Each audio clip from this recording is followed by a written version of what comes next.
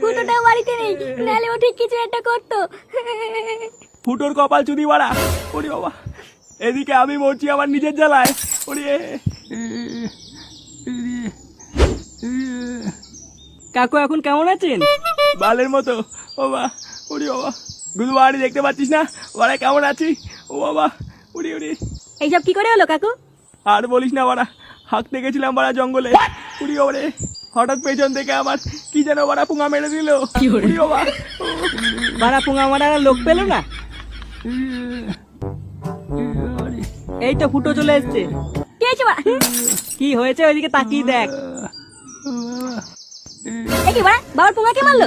আরে কেউ পুঙা মারেনি, কাকু রাত্রেবেলা জঙ্গলে হাঁটতে গেছিল, পেছন থেকে কিছু যেন কামড়ে দিয়েছে। নে বাড়া, কিসে কামড়ালো? যতদূর মনে হচ্ছে শিয়ালে করেছে এই কাজ। কি বললি বাড়া, শিয়াল করেছে? শিয়ালের পোদ মেরে দেবো বাড়া, আমার বাবার গাড়ি কামড় মারা। হ্যাঁ রে, গ্রামে কদিন ধরে শিয়ালের খুব উৎপাত হয়েছে। আচ্ছা পল্টুদা, শিয়ালগুলোর গাড় মেরে দিলে কেমন হয়? পাগল হলি?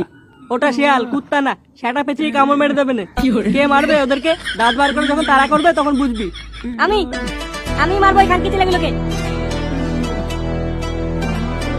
ফুটো, তুই বুঝতে পারছিস না ব্যাপারটা? আমার বাবার গাড়ির প্রতিটা রক্তবিন্দুর প্রতিশোধ নেবো আমি। তোরা যদি কেউ যাস আমার সাথে, তাহলে চলে আসিস রাত্রেবেলা। আর শিয়ালে সেটা আমি চিনে নেবো। এই গাড় মেরেছে,